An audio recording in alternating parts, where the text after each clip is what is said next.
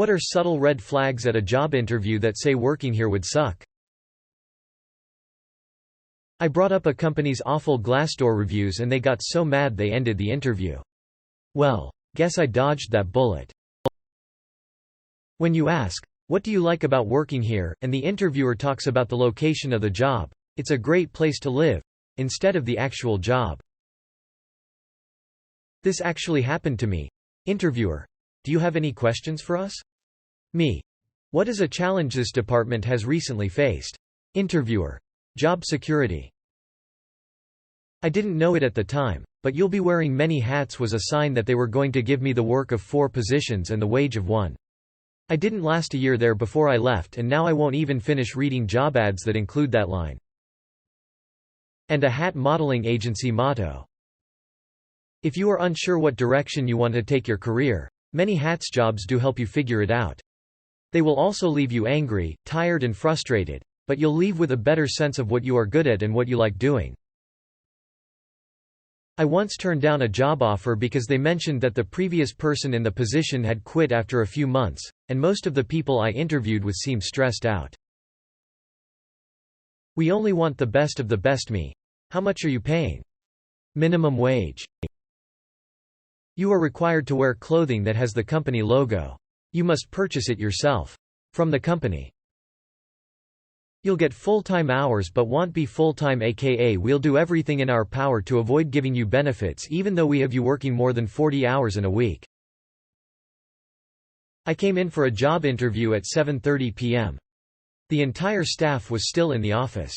Should have known right then that 9 to 5 was not ever going to happen.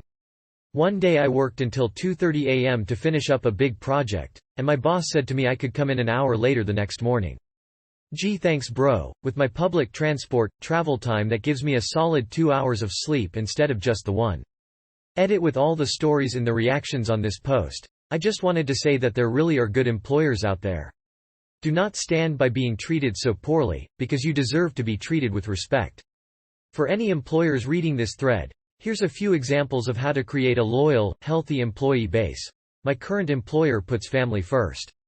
If there is an emergency at home, they tell you to handle that first. For example, when I was miscarrying they told me, "I don't want to see you in the next 2 weeks at least.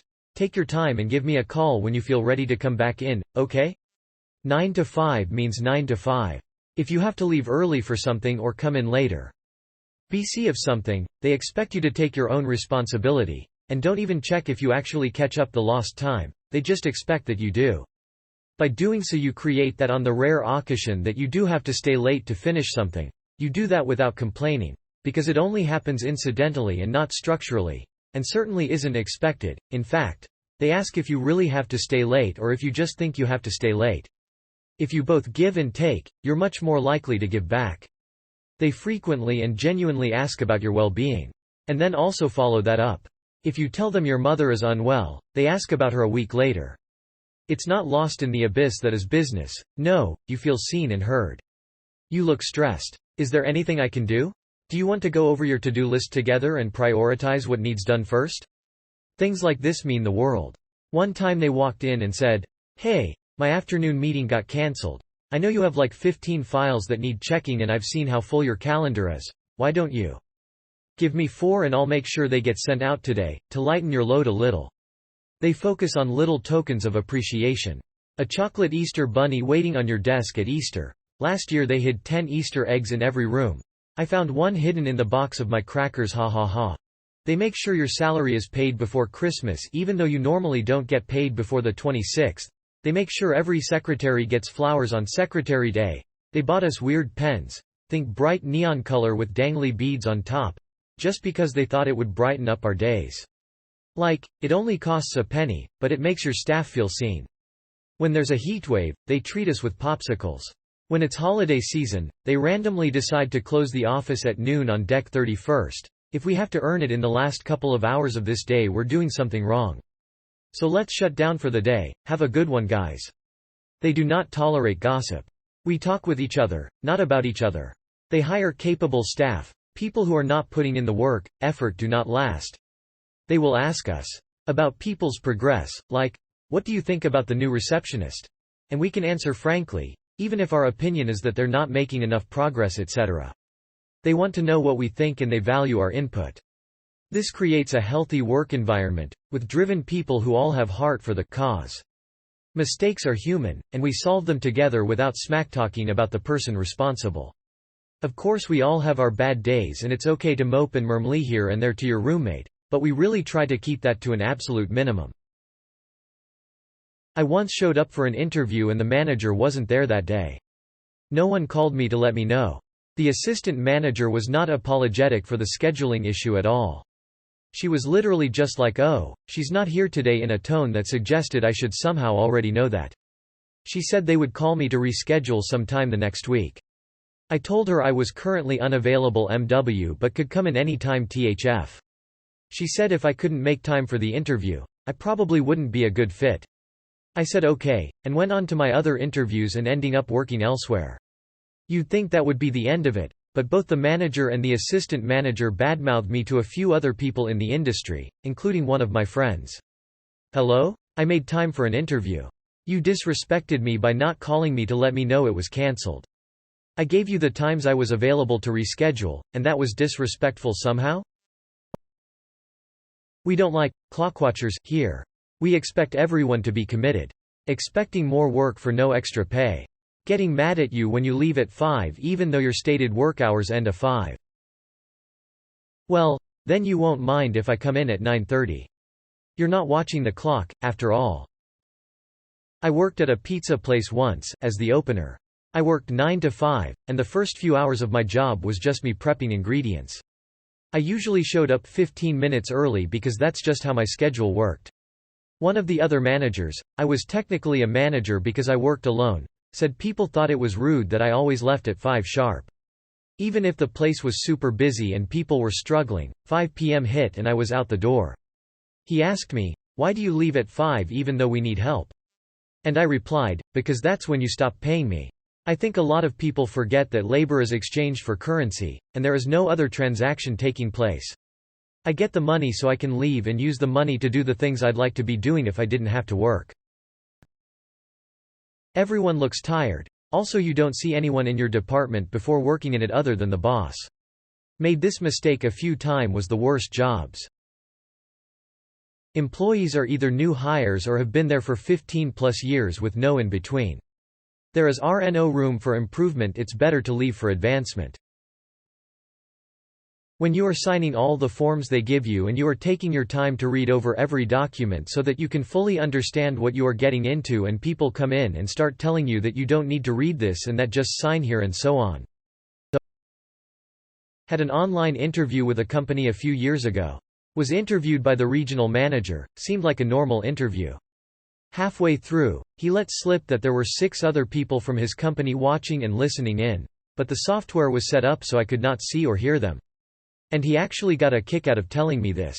It was like being on a first date with someone, and finding out later she had a hidden camera on her and her parents and 6 other family members were watching the whole time. I'm like, yeah, no, fuck that noise. I was once told, sometimes the hourly workers go on strike and they lock us in to keep the production line running. But management brings us steaks and we have an informal agreement with the union so you can cross the picket lines once a week to visit your wife. The question was subtle red flags. I interviewed for an independent contractor position on a piece rate. It's hard to predict how much you're going to earn on a piece rate, so to attract me the manager showed me some pay stubs from his guys. I noticed that he could easily cherry-pick pay stubs to show his best guys' best weeks. All that tells me is that I'm likely to make less than what he's showing me, at least on average. The pay stubs were obviously designed to be confusing. They were a full page and absolutely covered in data. He wanted me to be impressed by a dollar amount, obviously not accounting for costs which the contractor has to carry or taxes which the contractor has to deduct and pay.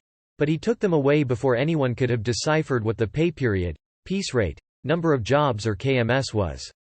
He showed me other people pay stubs. WTF? Another red flag is that they were desperate to hire, because they didn't have enough contractors to deliver the work contracts they'd already sold. I had 2 guys from different offices call me after I declined the position who apparently still thought I was considering it. When they tell you what I'm paying you stays between you and me. Don't discuss pay with anyone else usually means they are trying to pay you less than your coworkers who do the same job and don't want you to know. At my last place of work, the person interviewing me had a printed cartoon on their wall of someone who looked like a bomb had blown up in their face, with the caption "I spoke with boss, name, about it. I guess we're still doing it." That wasn't subtle at all, but I ignored it. The boss was an absolute tyrant who wouldn't listen to her staff, consider changing her mind about anything, or let people do the work they were best suited to do. She wouldn't show up for weeks at a time. The job itself was decent, but she was the worst boss I've ever had. I was once part of a group onboarding for an IT job. They handed us all the one-page new hire contract and everyone except me signed immediately. When I read the paperwork, I discovered we were signing a mystery document. Clauses included I agree to abide by the personal search and seizure security policy, attached. Without other pages, there was no way to determine what I was agreeing to. I kept requesting more and more pages until the HR drone said okay. I guess, me, is just determined to hold everyone up. We will handle you separately if you're struggling so much.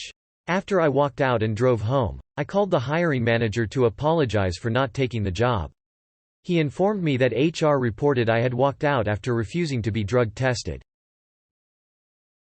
Jobs where the expectations of the position aren't clear. The person hiring you should be able to give a clear idea of your responsibilities or day-to-day in a practical way. It shows that the company understands what it wants out of the position. I've worked a couple positions that had a really hard time figuring out who was supposed to do what that lead to a lot of confusion, and both of them had this in the interviews. If the company you're working for can't define what success in that position looks like, you won't be able to either. Well, the overtime isn't mandatory, but most folks stick around after hours most days. Spoilers. The overtime is mandatory. When they insist the suicide nets are merely a safety precaution. Not getting to speak with who your direct manager will be. A game room or ping-pong table is advertised as a perk. The blatant overuse of buzzwords about your profession, clearly written by someone with no clue. People seem tired. When they feel the need to reassure you in the interview that at that company, they work hard, but also play hard. They don't play hard, it's a sweatshop and they're just trying to convince that it's anything but one.